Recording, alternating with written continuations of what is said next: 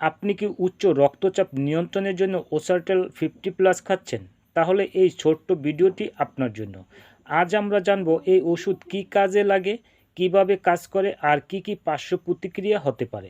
ওসার্টেল 50+ হলো উচ্চ রক্তচাপ নিয়ন্ত্রণের একটি ওষুধ।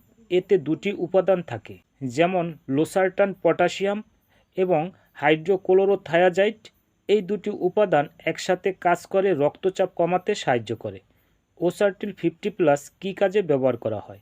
উচ্চ রক্তচাপ কমাতে, হৃদরোগের ঝুঁকি কমাতে, শরীরের অতিরিক্ত পানি কমাতে এবং কিডনি সুরক্ষার সাহায্য করতে। কিভাবে কাজ করে? লোসার্টান রক্তনালী শিথিল করে, হাইড্রোক্লোরোথায়াজাইড শরীরের অতিরিক্ত পানি প্রস্রাবের মাধ্যমে বের করে দেয়। এর ফলে রক্তচাপ ধীরে ধীরে কমে আসে। এই ওষুধটি দিনে একবার সকালে খেতে হয়। এটা খেলে মাথা ঘোরা, বেশি প্রস্রাব হওয়া, দুর্বল লাগা ইত্যাদি সমস্যা হতে পারে। তবে মনে রাখবেন, কোনো ওষুধ চিকিৎসকের পরামর্শ ছাড়া খাবেন না। প্রথম সন্তান হওয়ার পর অনেক দম্পতি ভাবেন দ্বিতীয় সন্তান নেওয়া সহজ হবে, কিন্তু অনেক সময় দেখা যায় দীর্ঘদিন চেষ্টা করেও আর সন্তান হচ্ছে না। আজ আমরা জানব এর কারণ কি এবং কখন ডাক্তারের পরামর্শ নেওয়া উচিত। প্রথম সন্তান হওয়ার পর আবার সন্তান নিতে সমস্যা হলে তাকে বলা হয় সেকেন্ডারি ইনফার্টিলিটি বা দ্বিতীয়বার সন্তান নিতে সমস্যা। এটি নারী বা পুরুষ দুজনের যে কোনো কারণে হতে পারে। নারীদের ক্ষেত্রে কয়েকটি সাধারণ কারণ দেখা যায়, যেমন হরমোনের সমস্যা, পলিস্টিক ওভারি সিনড্রোম যেখানে নিয়মিত ডিম্বাণু তৈরি হয় না, জরায়ুর সমস্যা, জরায়ুতে গুটি বা ফাইব্রয়েড থাকলে সমস্যা হতে পারে, ফ্যালোপিয়ান টিউব ব্লক, আগের ডেলিভারির পর সংক্রমণ হলে টিউব ব্লক হয়ে যায়, বয়স বেড়ে যাওয়া, বয়স বাড়ার সাথে সাথে ডিম্বাণুর মান কমে যেতে পারে। অনেক সময় পুরুষের কারণেও সমস্যা দেখা যায়, যেমন বীর্যের সংখ্যা কমে যাওয়া, বীর্যের গতি কমে যাওয়া, ধূমপান, মানসিক চাপ ও অসুস্থ জীবনযাপনের কারণে সমস্যা দেখা দিতে পারে। এছাড়া অতিরিক্ত মানসিক চাপ, ওজন বেশি বা কম, থাইরয়েড সমস্যা, দীর্ঘদিন জন্ম নিয়ন্ত্রণ ব্যবহার করা।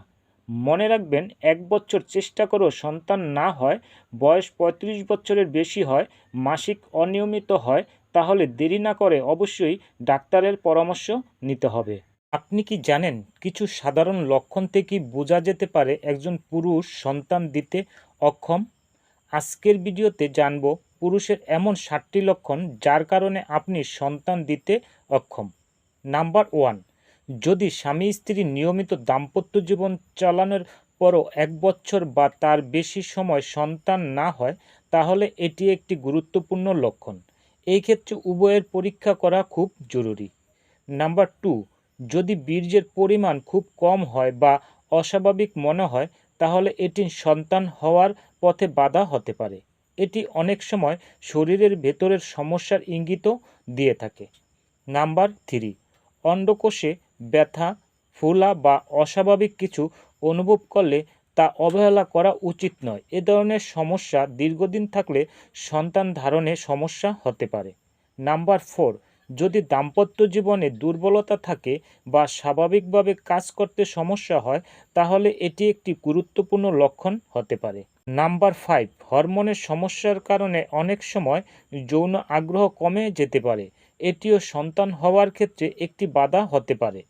নাম্বার 6, যদি অন্ডকোষ আকারে ছোট মনে হয় বা স্বাভাবিক না লাগে, তাহলে এটি একটি গুরুত্বপূর্ণ লক্ষণ হতে পারে।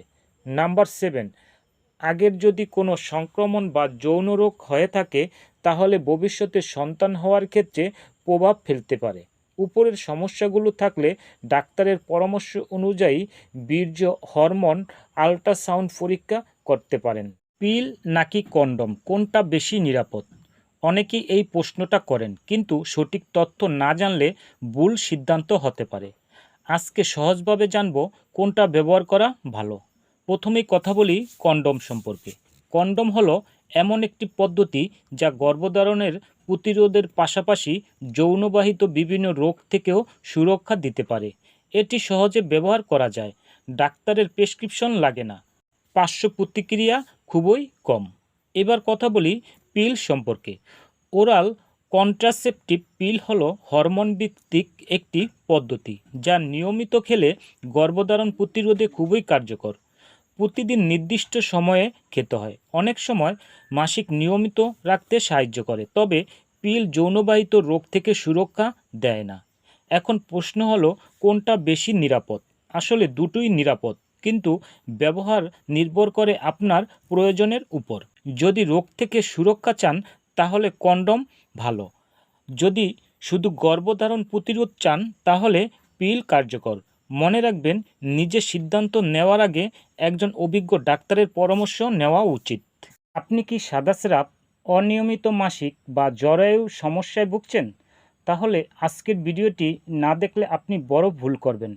আজ আমি কথা বলবো প্যান্টিনা সিরাপ নিয়ে। প্যান্টিনা একটি ইউনানি ওষুধ যা সাধারণত মহিলাদের জরায়ু সংক্রান্ত সমস্যায় দেওয়া হয়ে থাকে, যেমন সাদাস্রাব, মাসিকের অনিয়ম, ডেলিভারির পর জরায়ু পরিষ্কার রাখার ক্ষেত্রে দেওয়া হয়।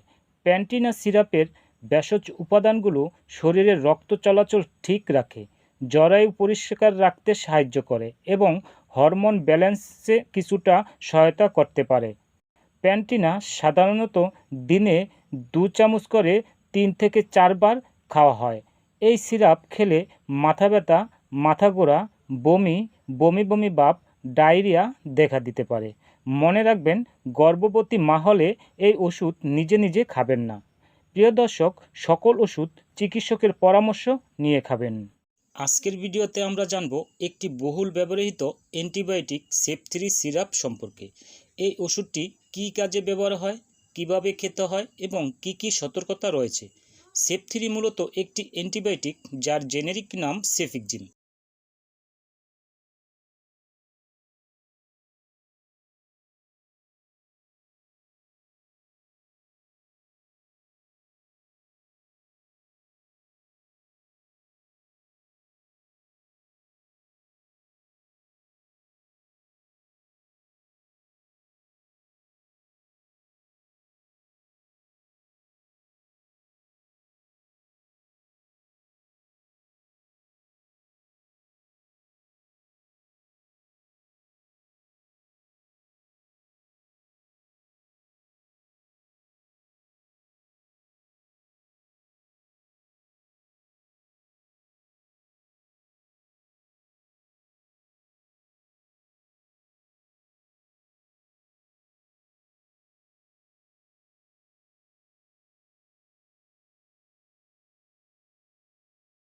হঠাৎ তীব্র মাথা ব্যথা শুরু হলো, চোখে ঝাপসা দেখছেন, আলো, শব্দ সব কিছু অসহ্য লাগছে, তাহলে হতে পারে আপনি মাইগ্রেনের শিকার। আজকে আমরা জানব জলমিট্রিপটান 2.5 mg অর্থাৎ নোমি ট্যাবলেট কীভাবে এই যন্ত্রণাদায়ক মাইগ্রেন থেকে আপনাকে মুক্তি দিতে পারে। জলমিট্রিপটান একটি ট্রিপটান গ্রুপের ওষুধ যা মাইগ্রেনের ব্যথা শুরু হওয়ার পর খাওয়া হয়। এটি মস্তিষ্কের রক্তনালীগুলোকে সংকুচিত করে মাথা ব্যথা, বমিভাব, আলো ও শব্দে অস্বস্তি হওয়াকে কমায়। কিভাবে খাবেন? এটি সমস্যা দেখা দিলে খাওয়া শুরু করতে হয়। যদি প্রয়োজন হয় 2 ঘন্টা পরে আরেকটি খাওয়া যেতে পারে, তবে মনে রাখতে হবে দিনে 10 mg বেশি খাওয়া যাবে না। কিন্তু যাদের হার্টের সমস্যা, উচ্চ রক্তচাপ আছে এবং গর্ভবতী নারী, তারা অবশ্যই চিকিৎসকের পরামর্শ নিয়ে খাবেন। প্রিয় দর্শক, আমাদের আজকের ভিডিওটি কেমন লেগেছে অবশ্যই কমেন্ট করে জানাবেন।